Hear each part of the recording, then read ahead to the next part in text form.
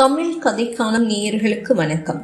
பொன்னியின் செல்வன், பார்த்திபன் கனவு போன்ற புகழ்பெற்ற வரலாற்று புதினங்களை எழுதியவர் கல்கி கிருஷ்ணமூர்த்தி. எழுத்துக்களின் தரம் காரணமாகவே பெரிதும் மதிக்கப்பட்டவர். இன்றைய கதை அமரர் கல்கி கிருஷ்ணமூர்த்தியின் இடிந்த கோட்டை. சமீபத்தில் ஒரு பழைய சிநேகிதர் வீட்டுக்கு நான் போயிருந்த போது அவருடைய குழந்தை என்னை ஒரு கேள்வி கேட்டார். மாமா, இப்பெல்லாம் நீங்க ஏன் கதையை எழுதுறதில்ல என்றார். யுத்தத்தினால் காகிதம் ரொம்ப கிராக்கி என்றும், நானே எழுதி கொண்டிருந்தால் மற்றவர்கள் எழுதுவதை விகடனில் போட முடியாதல்லவா என்றும் இம்மாதிரி அவளுக்கு ஏதேதோ சால்ஜாப்பு சொன்னேன். முக்கியமான காரணத்தை மட்டும் அவளுக்கு சொல்லவில்லை. இப்போது சொல்கிறேன். உலக வாழ்க்கையில் உண்மையாக நடக்கும் சம்பவங்களை பார்க்க பார்க்க கதையாவது காரணமாவது என்று எனக்கு தோன்றிவிடுகிறது.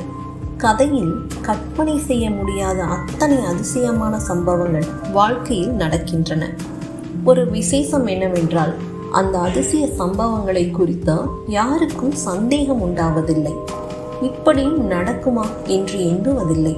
வெகு தூரத்தில் நடந்த சம்பவமானாலும் பத்திரிகைகளில் வந்துவிட்டால் பூரணமாய் நம்பி விடுவார்கள். உதாரணமாக, சென்ற மாதத்தில் நடந்த ஒரு விபரீத அதிசயத்தை கேளுங்கள். பெங்களூரில் ஒரு விவாகம் நடந்தது. மணமகனும் மணமகளும் ஏழைகள். கல்யாணமானதும் மாப்பிள்ளையின் பெண்ணும் இன்னும் அவர்களை சேர்ந்தவர்களும் சாலையோடு போய்க் கொண்டிருந்தார்கள். வழியில் மணப்பெண் அவளுடைய தோழி ஒருத்தியுடன் ஒரு மரத்தடியில் ஒதுங்கி சற்று இளைப்பாற உட்கார்ந்தாள். அப்போது அந்த மரத்தின் கிளை ஒன்று ஒடிந்து விழுந்தது. அது அந்த மணப்பெண்ணின் தலையில் விழுந்தது. மணப்பெண் உயிர் துறந்தாள். இந்த பரிதாப சம்பவம் பத்திரிகைகளில் பிரசுரிக்கப்பட்டிருந்தது.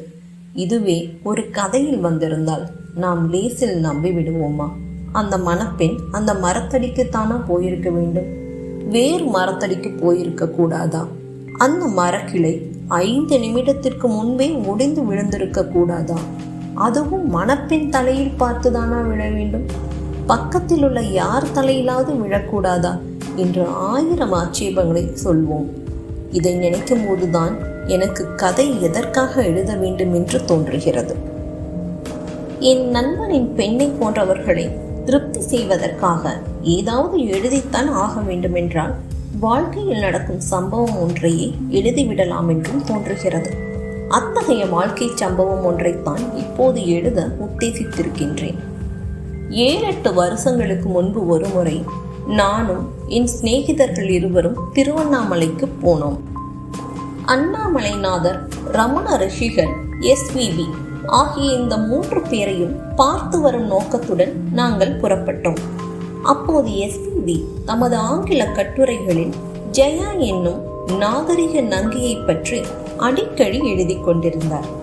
இப்படிப்பட்ட மாதரிசியை வாழ்க்கை துணையாக அடைந்த பாக்கியசாலி யாரோ, அவரை அவசியம் பார்க்க வேண்டும் என்று எங்களுக்கு ஆவலா இருந்தது. சென்னையிலிருந்து திருவண்ணாமலைக்கு போகும் வழியில் செஞ்சிக்கோட்டை இருக்கிறது. அந்த கோட்டையை பார்க்க வேண்டும் என்ற ஆசையும் எனக்கு வெகு நாளாக உண்டு. போகும்போது கோட்டைக்கு அருகில் மோட்டார் வண்டியை நிறுத்திவிட்டு அந்த சரித்திர பிரசித்தி பெற்ற பிரதேசத்துக்குள் சென்று சுற்றி பார்த்தோம். பாழடைந்த அரண்மனைகளையும் அந்த புறங்களையும் மண்டபங்களையும் மதில்களையும் நெற்களஞ்சியங்களையும் குதிரை கொட்டாரங்களையும் பார்க்க பார்க்க பிரயாண ஆரம்பத்தில் எங்கள் உள்ளத்தில் இருந்த உற்சாகமெல்லாம் போய் சோர்வு அதிகமாகிக் கொண்டு வந்தது. ஆனாலும் அந்த காட்சியில் ஏதோ ஒரு அபூர்வமான கவர்ச்சியும் இருந்தது. வெகு நேரம் சுற்றி சுற்றி களைத்து போன பிறகு கிளம்ப மனமில்லாமல் தான் அங்கிருந்து கிளம்பி சென்றோம். திருவண்ணாமலைக்கு இரவு போய் சேர்ந்தோம். ராத்திரிக்கு ராத்திரியே கதவை இடித்த SVBயை எழுப்பி, நீங்கள் தானே SVB? ஜெயா சௌக்கியமா? அவளுடைய பொய்ப்பற்கள் இப்போது எப்படி இருக்கின்றன என்றெல்லாம் விசாரித்து திருப்தி அடைந்தோம். மறுநாள் அண்ணாமலைநாதரையும் ரமண ரிஷிகளையும் தரிசனம் செய்து கொண்டோம். சாயங்காலம் வெயில் தாழ்ந்த பிறகு சென்னையை நோக்கி கிளம்பினோம். சூரியன் அஸ்தமனமான சமயத்தில் வண்டி செஞ்சியை அடைந்தது. எனக்கு இன்னொரு தடவை அங்கே இறங்கி பார்த்துவிட்டு போக வேண்டும் என்று தோன்றிற்று. என் நண்பர்களுக்கு சம்மதமில்லை. நீ வேண்டுமானால் போய் பார்த்து விட்டு வாரும், நாங்கள் ஊருக்கு போய் ஒரு கப் காபி கிடைக்குமான்னு பார்க்குறோம் என்றார்கள். காபி என்றதும் நான் அங்கு இறங்காமல் வந்து விடுவேன் என்று அவர்கள் நினைத்தார்கள். ஆனால் என் மனதில் இருந்த தாகம் காபியின் மோகத்தை வென்றுவிட்டது. சரி, நீங்கள் போங்கள், நான் இன்னொரு தடவை பார்த்துவிட்டு தான் வருவேன் என்று சொல்லிவிட்டு இறங்கினேன். அரை மணிக்குள் திரும்பி வந்து ஹாரன் அடிக்கிறோம், அதற்குள் பார்த்துவிட்டு வந்துவிட வேணும் என்றார்கள். தடதடவென்று சத்தம் போட்டுக்கொண்டு வண்டி கிளம்பி சென்றது. வண்டி போயிற்றோ இல்லையோ, அந்த ஏகாந்த பிரதேசத்தில் நிசப்தம் குடிகொண்டது. என்னுடைய கால் செருப்பின் சப்தத்தை கேட்டு நானே திடுக்கிட்டேன். அந்தி நேரத்தில் அந்த நிர்மானுஷ்யமான பிரதேசத்துக்குள் தன்னந்தனியாக சென்ற போது மனதில் ஒருவித கலக்கமும் பரபரப்பும் உண்டாயின. சீ, இதென்ன காரணமில்லாத பயம் என்று என்னை நானே தைரியப்படுத்தி கொண்டேன். மேற்கு திசையில் இருந்த குன்றுகளுக்கு பின்னால் சூரியன் திடீரென்று மறைந்தது. வெகு சீக்கிரத்தில் கையெழுத்து மறையும் நேரம் வந்துவிட்டது. அப்போது நான் பழைய பாழடைந்த கட்டிடங்களை தாண்டி கொண்டிருந்தேன். இருளடைந்த பாலும் மண்டபங்களிலிருந்து வௌவால்கள் இறக்கையை அடித்துக் கொள்ளுகிற சத்தம் கேட்டது. என் மனதில் பய உணர்ச்சி அதிகமாயிற்று. நல்ல வேளையாக அன்று பௌர்ணமியானதால் கிழக்கே பூரண சந்திரன் உதயமாகிக் கொண்டிருந்தான். நிமிஷத்துக்கு நிமிஷம் நிலவின் பிரகாசம் அதிகமாகிக் கொண்டிருந்தது. அன்று பௌர்ணமியாக மட்டும் இல்லாவிட்டால் நான் மேலே போயிருக்க மாட்டேன்.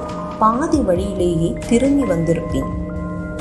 பாலும் கட்டிடங்களை தாண்டி போன பிறகு குன்றின் மேல் ஏறுவதற்கு படிகள் இருக்கின்றன. இந்த படிகளில் கொஞ்ச தூரம் ஏறி சென்று பார்த்தால் அந்த இடிந்த கோட்டை பிரதேசம் முழுவதையும் பார்க்கலாம். அப்படி ஒரு தடவை பார்த்துவிட்டு திரும்பி போக வேண்டும் என்றுதான் இவ்வளவு தூரம் நான் வந்தது. படிகளில் ஏற தொடங்கினேன். 20-30 படிகளுக்கு மேல் ஒரு திருப்பம் இருக்கிறது. அங்கு நான் திரும்பியதும் மேலே அடி எடுத்து வைக்க முடியாமல் திகைத்து போய் நின்றேன். ஏனெனில் அங்கே திருப்பத்தின் முதல் படியில் ஒரு மனுஷன் உட்கார்ந்திருந்தான். அவன் ஓர் இளைஞன், நாகரிகமாக வேஷ்டி ஜிப்பா அணிந்தவன். தனையை அழகாக வாரி விட்டு கொண்டிருந்தான். முகம் கலையான முகம், புத்திசாலி என்றும் தோன்றியது. இப்படிப்பட்ட பையனை சாதாரணமாக வேறு எங்கே பார்த்தாலும் பயமோ அதிசயமோ உண்டாக நியாயமே இல்லை. ஆனால் அந்த வேளையில் அந்த நிர்மானுஷ்ய பிரதேசத்தில் அவனை திடீரென்று வெகு சமீபத்தில் பார்த்ததும் பாம்பை மிதித்தவன் போல் துணுக்குற்று போனேன். அந்த வாலிபன் முகத்திலும் ஆச்சரியமும் திகைப்பும் காணப்பட்டன. ஆனால் அவன்தான் முதலில் சமாளித்துக் கொண்டான். யார் சார் நீங்கள்? இந்த ஊர் இல்லை போலிருக்கிறதே என்றான்.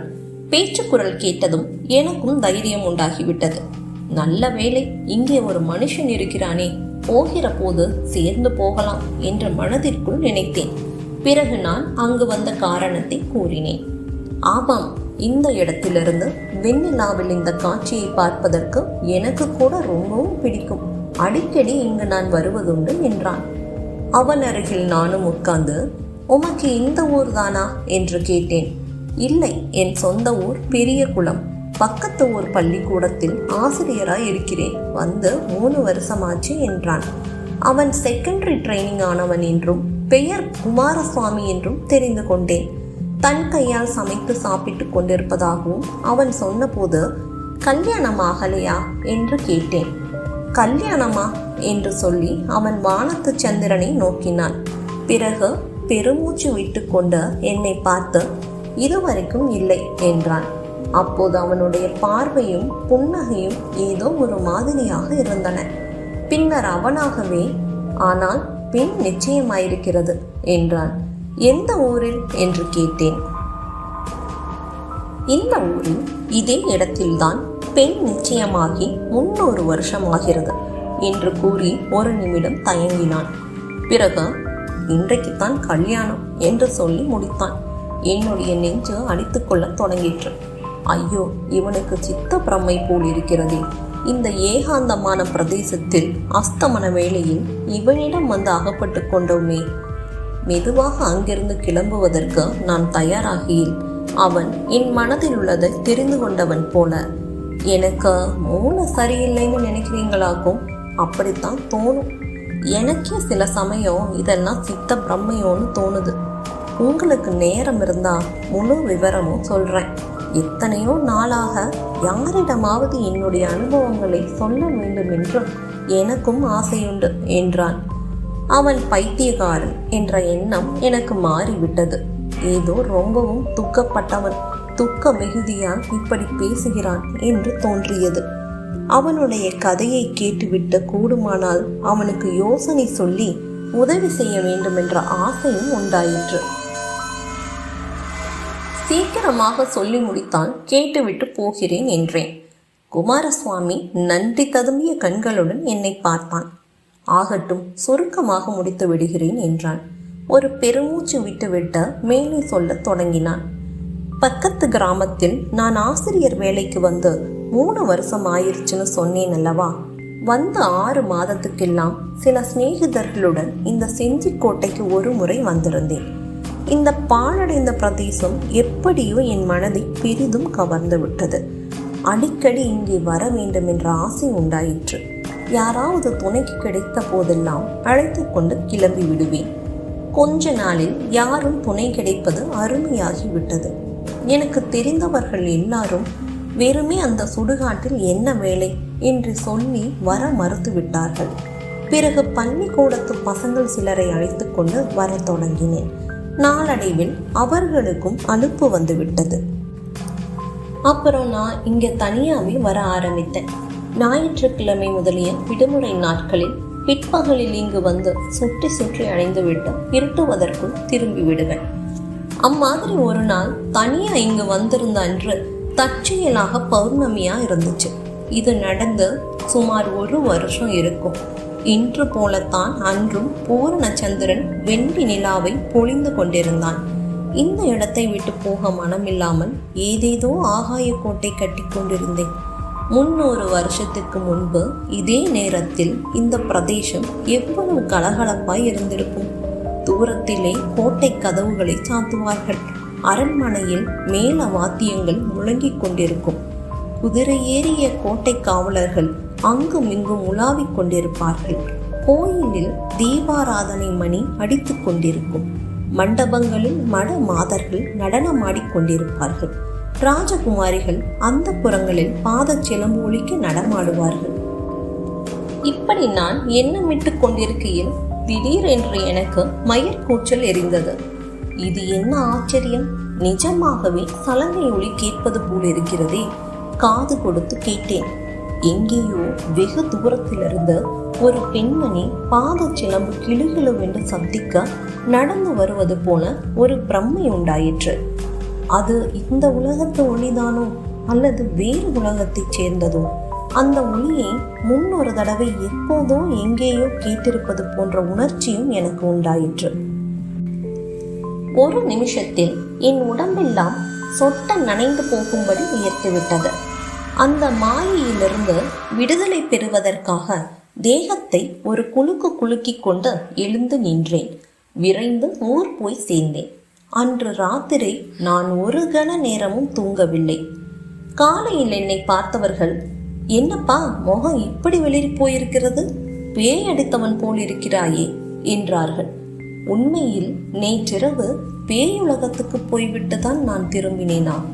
மறுபடியும் இந்த கோட்டை பக்கமே வருவதில்லை என்று அன்றைய தினம் தீர்மானித்துக் கொண்டேன். ஆனால் நாளாக நாளாக இந்த தீர்மானத்தின் பலம் குறைந்து வந்தது.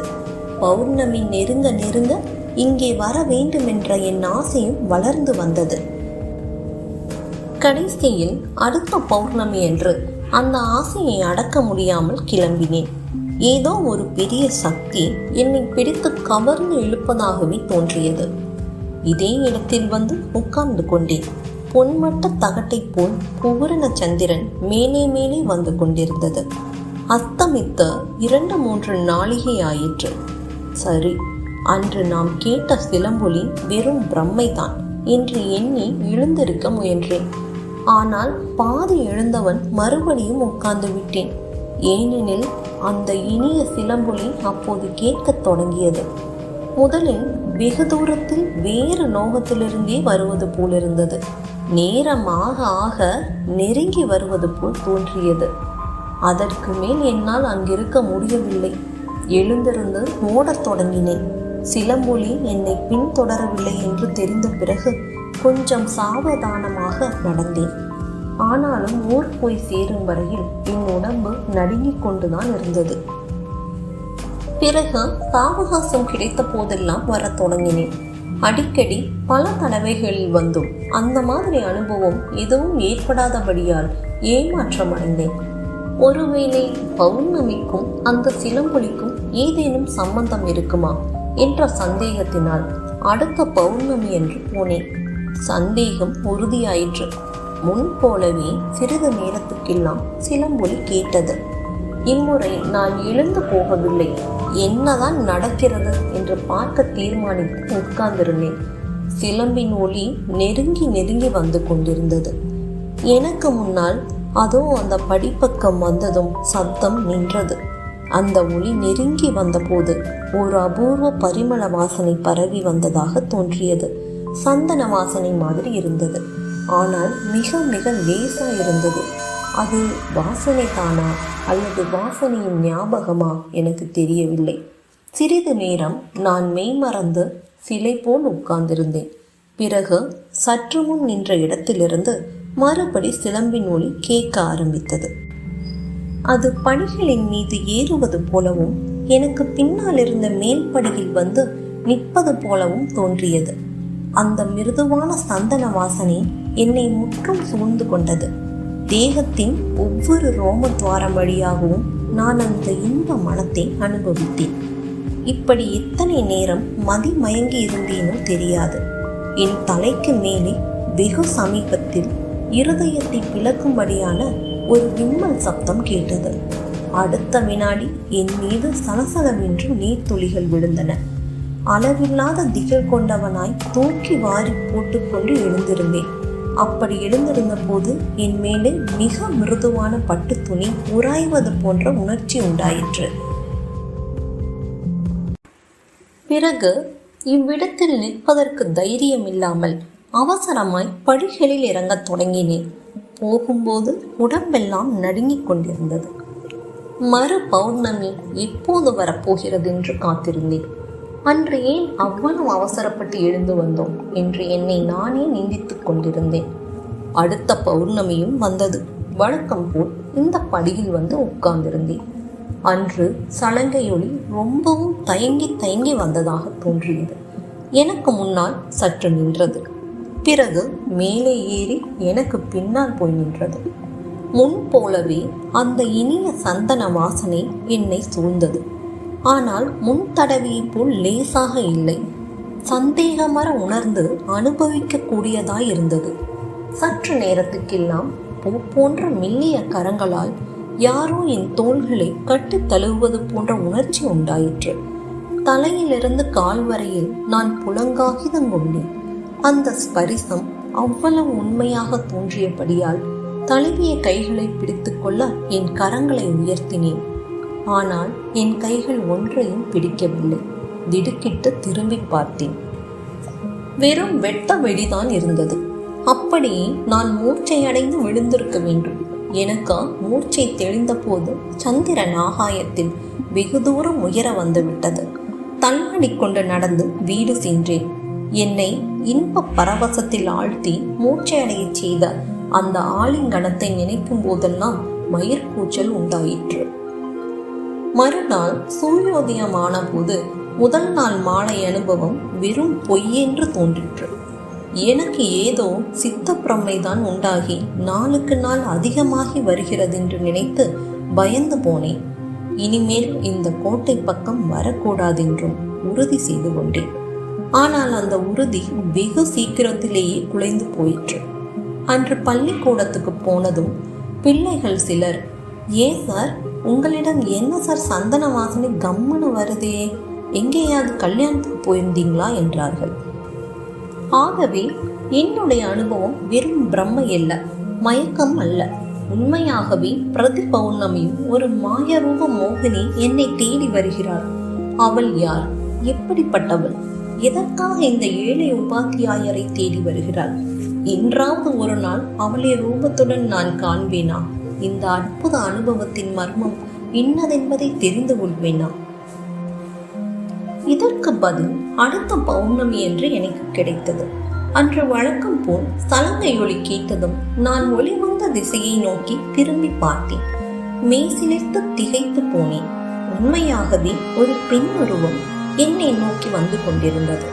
அவ்வுருவம் நடந்து வருவதாக தோன்றவில்லை, காற்றில் மிதந்து வருவதாக தோன்றியது. அது உண்மை உருவந்தானா அல்லது ஒரு வெளி தோற்றமா?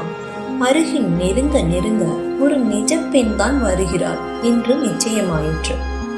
படங்களிலே நாம் பார்த்திருக்கும் ராஜபுத்திர கன்னிகைகளைப் போல் அவள் பாவாடையும் தாவணியும் அணிந்திருந்தாள். ஆபரணங்களும் அம்மாதிரியே இருந்தன. தாவணியின் தலைப்பை தலையில் முக்காடு போட்டு கொண்டிருந்தாள். வெண்ணிலாவின் ஒளி அவள் முகத்தில் பட்ட போது உண்மையில் அந்த முகத்திலிருந்துதான் நிலா ஒளி வீசுகிறதோ என்று தோன்றியது. அருகில் அவள் நெருங்க நெருங்க முகம் தெரிந்த முகம் போல் காணப்பட்டது. எப்போதோ எங்கேயோ அவளை நான் பார்த்திருக்கின்றேன், பேசியிருக்கிறேன். ஆனால் எங்கே, எப்போது? இப்படி நான் சிந்தித்துக் கொண்டிருக்கையில் அவள் என் அருகில் வந்து நின்றாள்.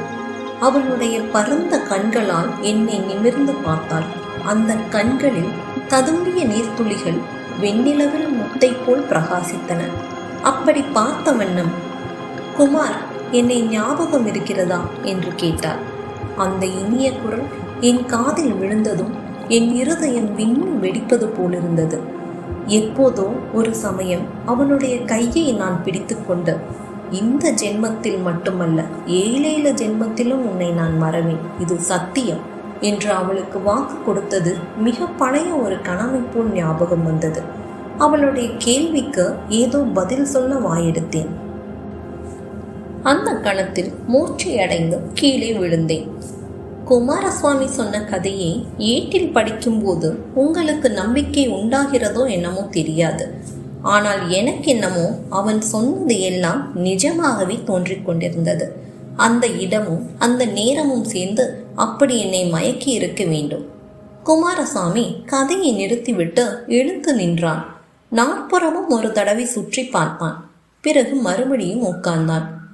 அப்புறம் என்ன நடந்துச்சு என்று ஆவலுடன் கேட்டேன். குமாரசாமி தொடர்ந்து சொல்லத் தொடங்கினான். எனக்கு மூர்ச்சை தெளிந்த போது ஒரு பெண்ணின் மடியில் நான் தலையை வைத்து படுத்திருப்பதையும் அவள் தன் மென்மையான கரங்களால் என் நெற்றியை தடவி கொண்டிருப்பதையும் உணர்ந்தேன். உடனே துள்ளி எழுந்து சற்று விலகி உட்கார்ந்தேன். குமார், ஏன் என்னை கண்டு பயப்படுறீங்க? என்ன ஞாபகம் இல்லையா? நான் தான் உங்க மாலதி என்று அவள் கூறியது இனிய சங்கீதம் போல என் செவியில் விழுந்தது. மாலதி, மாலதி, எவ்வளவு இனிமையான பெயர்! என் மனதுக்குள் 4 தடவை சொல்லி பார்த்து கொண்டேன். நினைத்து பாருங்கள் குமார், இதே மாதிரி ஒரு பௌர்ணமியில் இதே இடத்தில் நீங்கள் என்னிடம் விடைபெற்றுக் கொள்ளவில்லையா? என்னை மறக்காதீர்கள் என்று நான் சொன்னேன். இந்த ஜென்மத்தில் மட்டுமல்ல, 7 ஜென்மத்திலும் மறக்க மாட்டேன் என்று என் கையில் அடித்து சத்தியம் செய்து கொடுத்தீர்கள். ஞாபகம் இல்லையா என்று மாலதி கேட்டார். நான் மூர்ச்சை அடைவதற்கு முன் இந்த காட்சிதான் புகையுண்ட சித்திரம் போல் என் மனக்கண்ணின் முன் தோன்றிற்று என்று சொன்னேன் அல்லவா? அவளும் அதை சொன்னது அது வெறும் தோற்றமல்ல, உண்மையில் நடந்த சம்பவம் என்பது எனக்கு நிச்சயமாயிற்று. மாலதியின் முகத்தை நிமிர்ந்து பார்த்தேன். கங்கு கரையில்லாத பிரேமையுடன் என்னை அவள் பார்த்து கொண்டிருந்தாள். அவளுடைய விரிந்த கண்களில் கண்ணீர் ததும்பி நிற்பதையும் கண்டேன். என் உள்ளம் முருகிற்று. அவளுடைய கரத்தை பிடித்து கொண்டு, ஞாபகம் இருக்கிறது மாலதி, அந்த வாக்குறுதியை இன்னொரு தடவையும் அளிக்கிறேன். உன்னை 7 ஜென்மத்திலும் மறக்க மாட்டேன் என்றேன். பிறகு அவள் கொஞ்சம் கொஞ்சமாக எங்களுடைய பூர்வ சரித்திரத்தை ஞாபகப்படுத்தினாள். அவள் சொல்ல சொல்ல 300 வருஷத்துக்கு முந்தைய அந்த சம்பவங்கள் எல்லாம் தெளிவில்லாத ஒரு பழைய கனவை போல் எனக்கு ஞாபகம் வந்தன. குமாரசுவாமி இங்கே நிறுத்தி, இந்த செஞ்சிக்கோட்டையின் பூர்வ சரித்திரத்தை பற்றி உங்களுக்கு ஏதாவது தெரியுமா என்று கேட்டான். இங்கே தேசிங்க ராஜா என்று ஒருவன் இருந்ததாக கேள்விப்பட்டிருக்கின்றேன். வேறொன்றும் தெரியாது என்றேன். தேசிங்கராஜன் கதை வெறும் கட்டுக்கதை. அதற்கு சரித்திரத்தில் ஆதாரம் கிடையாது. நானும் உண்மை சம்பவத்தை கூறப்போகிறேன். சுமார் 300 வருஷங்களுக்கு முன் இந்த செஞ்சியில் பிருத்திவி சிங் என்னும் ராஜா இருந்தார். அவர் வீர ராஜபுத்திர வம்சத்தவர். அவருடைய முன்னோர் ஒருவர் டில்லியில் பட்டாணியர் ஆண்ட காலத்தில் அவர்களுக்கு கீழ்ப்படிந்திருக்க மனமில்லாமல் தெற்கு நோக்கி வந்து இந்த கோட்டையை கட்டி கொண்டாராம். இந்த கோட்டையையும் இதை சுற்றியுள்ள சிறிய பிரதேசத்தையும் அந்த வம்சத்தார் சுதந்திரமாக ஆண்டு வந்தார்கள். மொகாலிய சைன்யங்களால் பலமுறை முயன்றும் இந்த கோட்டையை பிடிக்க முடியவில்லை. பிருத்திவி சிங்கும் சுதந்திர ராஜாவாக இந்த சிறு ராஜ்யத்தை ஆண்டு வந்தார். அந்த ராஜாவுக்கு ஒரு மகள் இருந்தார். அவளுடைய பெயர் மாலதி. குழந்தை பிராயத்தில் அவளுக்கு கல்வி கற்பித்த தமிழ் உபாத்தியாயருக்கு ஒரு பிள்ளை இருந்தான். அவனுக்கு சுகுமாரன் என்ற பெயர். குழந்தைகளாய் இருந்த போது இவர்கள் இருவரும் ஒருங்கே கல்வி பயின்றார்கள். சுகுமாரனுக்கு சங்கீதத்தில் ரொம்பவும் ஆர்வம் இருந்தது. அவனுக்கு கொஞ்சம் வயதானது. தேச யாத்திரை செய்து சங்கீதத்தில் உயர்ந்த பயிற்சி பெற்று வருவதற்காக கிளம்பினான். தஞ்சாவூரிலும் விஜயநகரத்திலும் கொஞ்ச காலம் கர்நாடக சங்கீதம் கற்றுக்கொண்டான். பிறகு மகாராஷ்டிரத்துக்கு போய் அப்போது பிரசித்தியாகி கொண்டிருந்த அபங்கங்கள் கற்றுக்கொண்டான். அங்கிருந்த டெல்லிக்கு போய் பெயர் பெற்ற தான்சேனுடைய சிஷ்யர்களிடம் இந்துஸ்தானி சங்கீதமும் பயின்றான். அவன் திரும்பி வந்ததும் செஞ்சி ராஜசபையில் அவனுடைய சங்கீத கச்சேரி நடந்தது. ராஜகுமாரி மாலத்தியும் திரை போட்ட மேன் மாடத்திலிருந்து தன் பால்ய நண்பனுடைய சங்கீதத்தை கேட்டாள். இது சுகுமாரனுக்கும் தெரிந்திருந்தது. அதனால் தானா என்னமோ அன்று அவன் அற்புதமாய் பாடினான். அவனுடைய பாட்டு பூலோகத்து சங்கீதமாக இல்லை. நாரதர், தும்புரு முதலிய தெய்வலோகத்து இசைவாணர்கள் இப்படித்தான் பாடுவார்களோ என்று நினைக்கும்படி தேவ கானமாக பொழிந்தான். அந்த கானத்தை கேட்டு சபையோர் அனைவரும் பரவசமானார்கள். ஆனால் எல்லாரிலும் அதிகமாக அந்த கானத்தின் இன்பத்தை அனுபவித்தவள் ராஜகுமாரி மாலதி தான். அவள் அந்த தெய்வ கீதத்தின் இன்பத்துக்கு தன்னுடைய இருதயத்தையே பரிசாக கொடுத்தாள். சில நாட்களுக்கு பிறகு சுகுமாரனிடம் தான் சங்கீதம் கற்றுக்கொள்ள விரும்புவதாக மாலதி தகப்பனாரிடம் தெரிவித்தார். உபாத்தியாயர் மகன்தானே என்ற எண்ணத்தினாலும் தன்னுடைய அருமை புதல்வியின் விருப்பத்துக்கு மாற சொல்ல மனமின்றியும் ராஜா சம்மதித்தார். மாலதி ராஜபுத்திர வம்சத்தினால் ஆனதால் அவளுக்கு இயற்கையாகவே வடநாட்டு சங்கீதத்தில் தான் ஆசை இருந்தது. சுகுமாரனிடம் அவள் இந்துஸ்தானி சங்கீதம் கற்றுக்கொண்டு வந்தாள். பரஸ்பரம் அவர்களுடைய காதலும் வளர்ந்து வந்தது. இந்த காதல் விபரீதத்தில் தான் முடியும் என்று சுகுமாரன் பல தடவை எடுத்து சொன்னான். ஆனால் மாலதி கேட்கவில்லை. தான் சுகுமாரனைத்தான் கல்யாணம் செய்து கொள்ளப் போவதாகவும் தகப்பனாரை எப்படியாவது அதற்கு சம்மதிக்க செய்ய போவதாகவும் சொல்லிக் கொண்டு வந்தாள். இப்படி இருக்கையில் எதிர்பாராத விதத்தில் ஒரு பெரிய ஆபத்து வந்தது. செஞ்சி ராஜாக்களை ஆற்காடு நவாபுகள் வெகு காலமாக சிநேகிதர்களாக நடத்தி வந்தார்கள். வடக்கே இருந்து வந்த மொகாலிய சைனியங்களுடன் அவர்கள் சண்டையிட்ட காலங்களில் செஞ்சி ராஜாக்களின் உதவியை கோரி பெற்றார்கள். அவர்களிடம் கப்பம் வாங்குவது கிடையாது. அப்போது ஆற்காட்டில் நவாபாய் இருந்தவர் மாலதியை பற்றி கேள்விப்பட்டிருந்தார். டெல்லி பாதுஷாக்கள் சிலர் ராஜபுத்திர கன்னிகைகளை மணந்திருக்கும் விஷயமும் அவருக்கு தெரிந்திருந்தது. அவர்களைப் போல் தாமும் ஒரு ராஜபுத்திர கன்னிகையை மணக்க வேண்டும் என்று நவாப் தீர்மானித்து பிருத்திவி சிங்குக்கும் தூது அனுப்பினார். பிருத்திவி சிங்குக்கும் தனக்கும் உள்ள ஸ்நேக பாந்தவியத்தை விவாக சம்பந்தத்தின் மூலம் நிரந்தரமாக செய்து கொள்ள விரும்புவதாய் அவர் சொல்லி அனுப்பினார். பிருத்திவி சிங் இஷ்டப்பட்ட அவ்விதம் செய்யாவிட்டால் பின்னால் கட்டாயத்தின் மேல் செய்ய வேண்டியதாய் இருக்கும் என்று எச்சரிக்கையும் செய்தார். செஞ்சியின் மேல் படையெடுப்பதற்கு ஒரு பெரிய சைனியம் தயாராய் இருப்பதாகவும் தூதன் தெரியப்படுத்தினான். இந்த செய்தி கேட்டதும் பிருத்திவி சிங் அளவில்லாத கோபம் கொண்டு துடிதுடித்தார். மந்திராலோசனை சபை கூட்டி யோசனை கேட்டார்.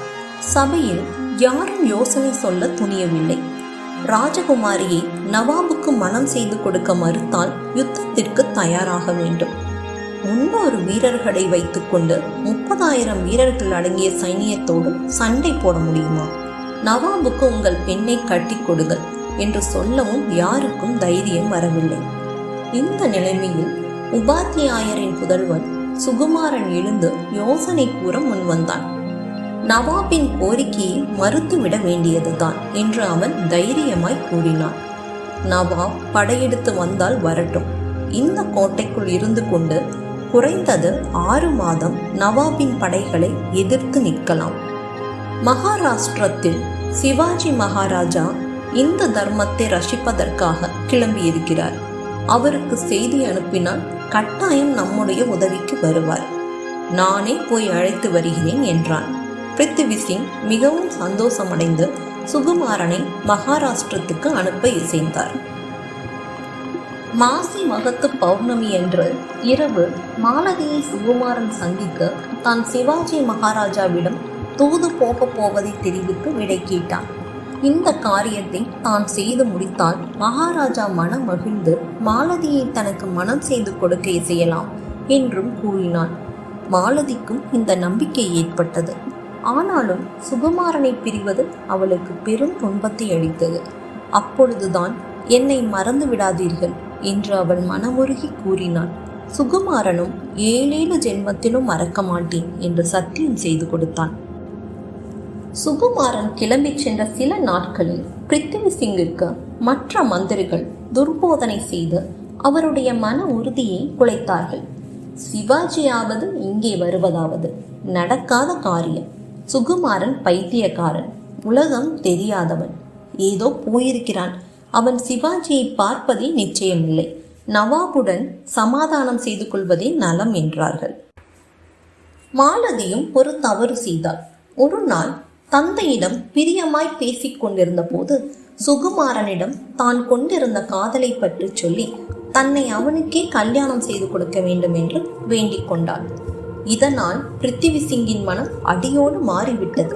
சங்கீதம் சொல்லிக் கொடுக்கும் வியாஜத்தில் இப்படியா என் பெண்ணின் மனதை அந்த பாவி வசப்படுத்தி விட்டான் என்ற எண்ணம் அவருக்கு பெரிதும் ஆத்திரமூட்டியது.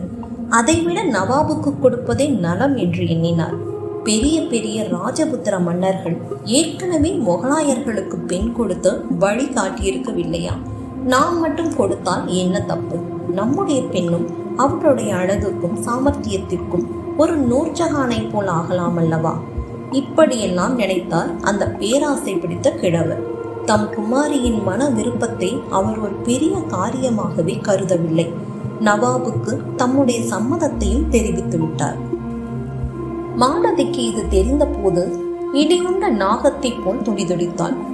7 ஜென்மத்திலும் தன்னை மறப்பதில்லை என்று வாக்களித்து விட்டு போன சுகுமாரனுக்கு துரோகம் செய்து இன்னொருவனை மணப்பதென்பது அவளால் நினைக்கவே முடியாத காரியமாயிருந்தது.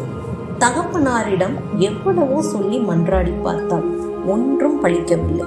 கடைசியாக ஒரு நாள் இரவு அரண்மனையிலிருந்து யாரும் அறியாமல் எழுந்து சென்று இந்த கோட்டையின் அதி தேவதையான காளி கோயிலுக்கு சென்றாள். அந்த கோயிலுக்கு அருகில் மிக ஆழமான சுனையொன்று இருக்கிறது.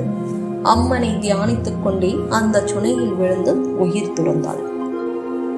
பிருத்திவி சிங்கிற்கு இந்த விபத்தினால் பைத்தியம் பிடித்து விட்டது. அவருக்கு வேறு புதல்வர்கள் இல்லை. எனவே கோட்டையை லேசாக ஆற்காடு நவாபு கைப்பற்றி கொண்டார். சிவாஜியை காண சென்ற சுகுமாரன் எவ்வளவோ கஷ்டங்களுக்கெல்லாம் உள்ளாகி கடைசியில் அந்த மகா வீரரை நேரில் கண்டான். அவனுடைய வேண்டுகோளை சிவாஜியினால் நிராகரிக்க முடியவில்லை. அவருக்கும் வெகு காலமாக தெற்கு நோக்கி வர வேண்டும் என்ற எண்ணம் இருந்தபடியால் ஒரு பெரிய சைனியத்துடன் கிளம்பி வந்தார். கோட்டை ஒரே நாளில் சிவாஜி வசமாயிற்று. ஆனால் சுகுமாரன் கோட்டைக்குள் வரவே இல்லை. மாலதியின் கதியை அறிந்ததும் அவனுக்கு உலக வாழ்க்கையில் வைராகியம் உண்டாக்கிவிட்டது. கையில் சுரைக்காய் தம்பூர் ஏந்திய வண்ணம் அவன் உலக அனித்தியத்தை பற்றியும் காதலின் மேன்மையை பற்றியும் பாடிக்கொண்டு தேச சஞ்சாரம் செய்ய போய்விட்டான். அந்த சுகுமாரன் தான் நான். 6 ஜென்மத்திற்கு பிறகு 7வது ஜென்மத்தில் இங்கு வந்து சேர்ந்தேன். சரி, ரொம்ப நேரமாய்விட்டதே, நீங்க போக வேண்டாமா? உங்க சிநேகிதர்கள் காத்து கொண்டிருக்க மாட்டார்களா என்றான் குமாரசுவாமி. ஆமாம், ரொம்ப நேரம் ஆகிவிட்டது. வாஸ்தவம்தான். மணி 7:30 கூட இருக்கும். சாலை பக்கம் காது கொடுத்து கேட்டேன். மோட்டார் ஹாரன் சத்தம் கேட்கவில்லை. குமாரசுவாமி முன்பை விட அதிக பரபரப்படைந்திருப்பதையும் நான் அவ்விடம் விட்டு போக வேண்டுமென அவன் விரும்புகிறான் என்பதையும் கண்டேன். அவன் கூறியதெல்லாம் உண்மையாயிருக்க முடியுமா? இன்று பௌர்ணமி ஆயிற்றே. ஒருவேளை அந்த ஆவி உருவ மோகினி இன்றைக்கு இங்கு வருவாளோ? என் கண்ணுக்கு கூட புலப்படுவாளோ? ஒரு பக்கம் எனக்கு பயமா இருந்தது. இன்னொரு புறத்தில் உண்மையை அறியாமல் அவ்விடம் விட்டு போகவும் மனம் வரவில்லை. முக்கியமான விஷயம் நீர் சொல்லவில்லையே. சுனையில் விழுந்த மாலதி என்ன ஆனாள்? நீர் 7வது ஜென்மம் எடுத்து வரும் வரையில் அவள் என்ன செய்து கொண்டிருந்தாள் என்று கேட்டேன். ஓஹோ, அதை நான் சொல்லவில்லையோ? இப்படித்தான் எனக்கும் சில சமயம் மனம் குழம்பி போகிறது என்றான் குமாரசாமி. அப்புறம் அவன் சொன்னது முன்னே கூறியதெல்லாம் தூக்கி அடிப்பதா இருந்தது. அப்படி நம்பத்தகாததா இருந்தது.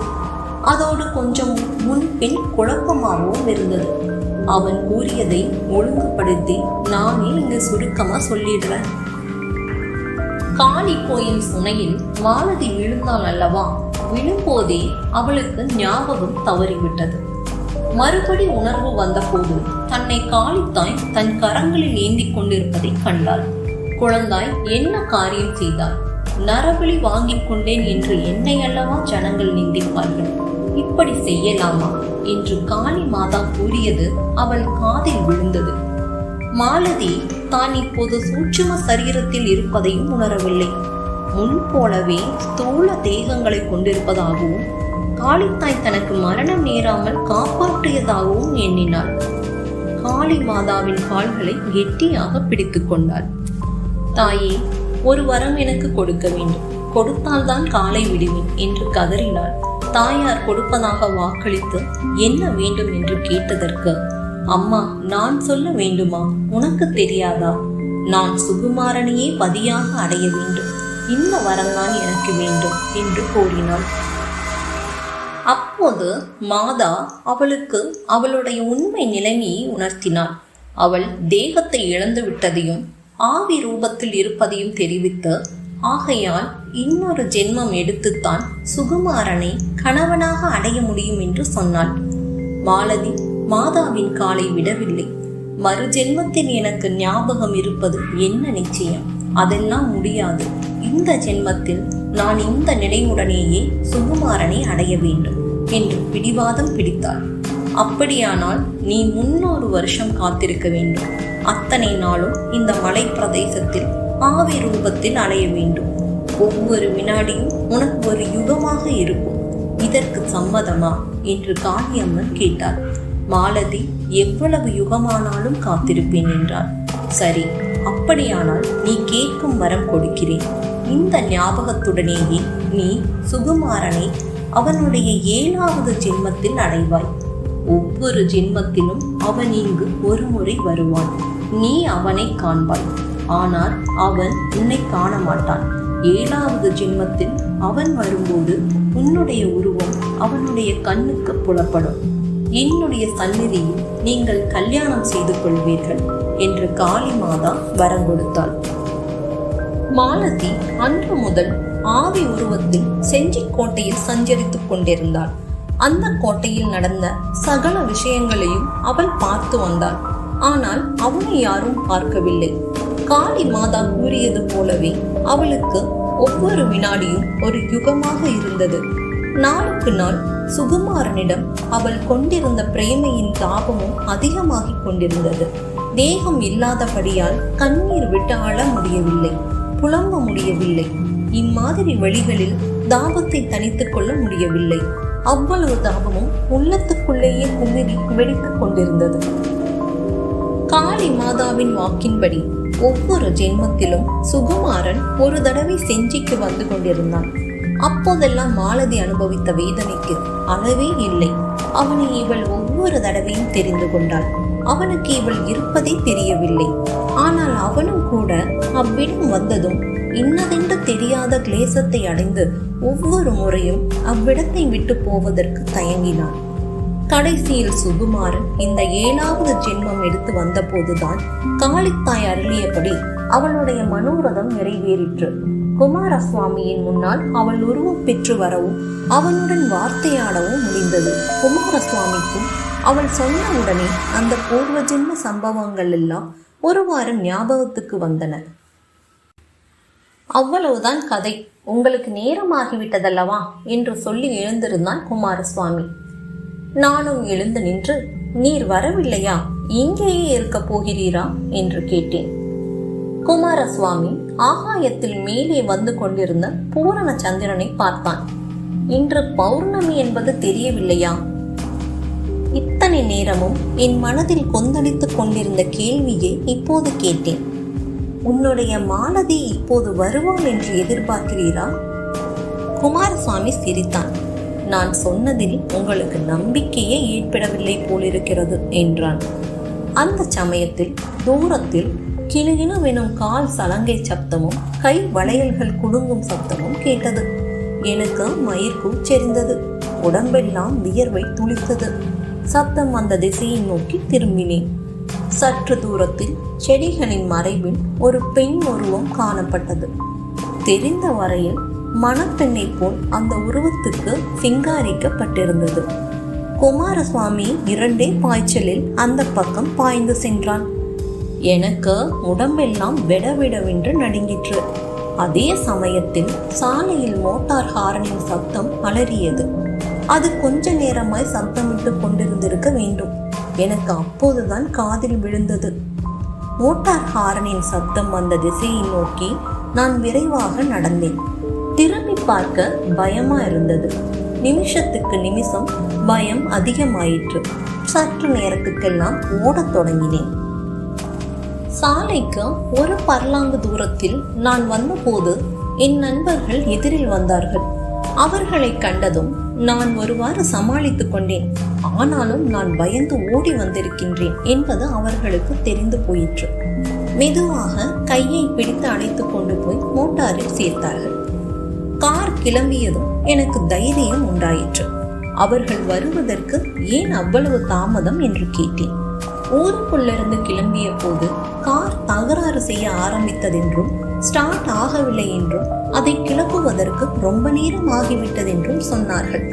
ஆனாலும் அரை மணிக்கு முன்பே அங்கு வந்து விட்டதாகவும் ஹாரன் அடித்து பார்த்தும் நான் வர காணாதபடியால் அவர்கள் பயந்து போய் என்னை தேடுவதற்கு வந்ததாகவும் சொன்னார்கள். எனக்கு ஏன் அத்தனை நேரம், வழி தவறிவிட்டதா என்று கேட்டார்கள். ஆமாம் என்று நான் சொன்னேன். என்னுடைய அனுபவத்தை கூறினால் நம்ப மாட்டார்கள், பரிகாசம் செய்வார்கள் என்று பயந்தேன். செஞ்சிக்கு அடுத்தாற்போல் மின்னலூர் என்று ஒரு கிராமம் இருக்கிறது. அந்த கிராமத்தின் வீதி வழியாக நாங்கள் சென்ற போது அங்கே ஒரு பெரிய கொட்டார பந்தல் வீதியை அடைத்து போட்டிருப்பதை பார்த்தோம். காரை திருப்பி வேறு வழியாக போக வேண்டியிருந்தது. அங்கு என்ன விசேஷம் என்று கேட்டதற்கு அந்த ஊர் ஜமீன்தார் மகளுக்கு அடுத்த வாரத்தில் கல்யாணம் என்றும் அதற்காக பந்தல் போட்டிருக்கிறது என்றும் தெரிந்தது. கல்யாண பேச்சு வந்ததும் இன்று ராத்திரி செஞ்சிக்கோட்டையில் ஒரு கல்யாணம் நடக்கும் என்று நான் வாய் தவறி சொல்லிவிட்டேன். உடனே என் சிநேகிதர்கள் பிடித்து கொண்டார்கள். என்ன என்ன என்று குடைந்து கேட்டதன் மேல் அவர்களுக்கு விவரம் கூறினேன். நான் எதிர்பார்த்தது போலவே அவர்கள் கதையை முழுதும் நம்பவில்லை. ஆனாலும் நான் உடம்பெல்லாம் நடுங்கிக் கொண்டு திரும்பி வந்ததை எண்ணி நான் சொன்னதில் ஏதாவது உண்மை இருக்குமோ என்றும் சந்தேகித்தார்கள். சென்னை சேர்ந்து 2-3 நாளைக்கெல்லாம் என்னுடைய செஞ்சி அனுபவத்தில் எனக்கே சந்தேகம் உண்டாகிவிட்டது. வேறு காரியங்களில் மனதை செலுத்தி அதை மறப்பதற்கு முயன்றேன். 3ஆம் நாள் மாலை வெளியான தினசரி பத்திரிகைகளில் ஒரு மூலையில் பிரசுரிக்கப்பட்டிருந்த பின்வரும் செய்தி எனக்கு செஞ்சியை மறுபடியும் நினைவூட்டியது. அது ஒரு பரிதாப சம்பவம். பிரசித்தி பெற்ற செஞ்சிக்கோட்டையில் நேற்று பௌர்ணமி என்று மிகவும் பரிதாபமான ஒரு சம்பவம் நடந்தது.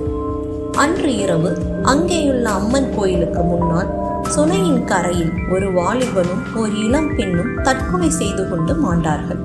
அவர்கள் நஞ்சு அருந்தி உயிர் விட்டிருக்க வேண்டும் என்று வைத்திய பரிசோதனையில் வெளியாயிற்று. இளைஞன் இவ்வூர் எலிமெண்டரி பாடசாலையில் உபாத்தியாயர்.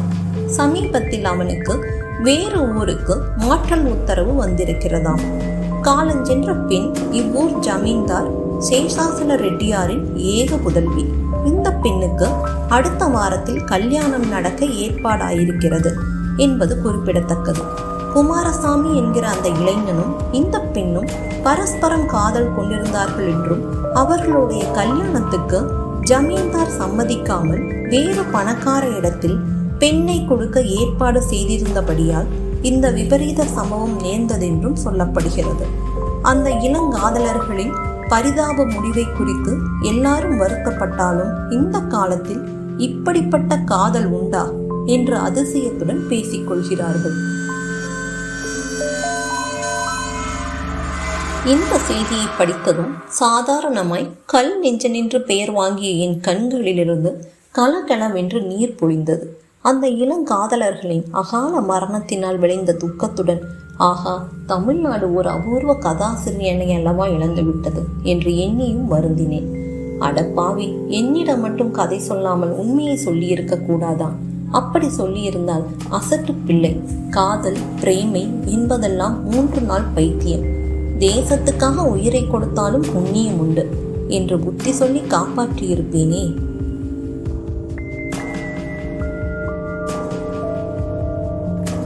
நேயர்களே, இந்த கதை இத்துடன் நிறைவடைகிறது. உங்களுடைய கருத்துக்களை கமெண்டில் சொல்லுங்க. என்னுடைய சேனலை நீங்க சப்ஸ்கிரைப் பண்ணாம இருந்தீங்கன்னா மறக்காம சப்ஸ்கிரைப் பண்ணுங்க. மேலும் பல கதைகளுக்கு தமிழ் கதைக்காலம் சேனலில் இணைந்திருங்க. வணக்கம்.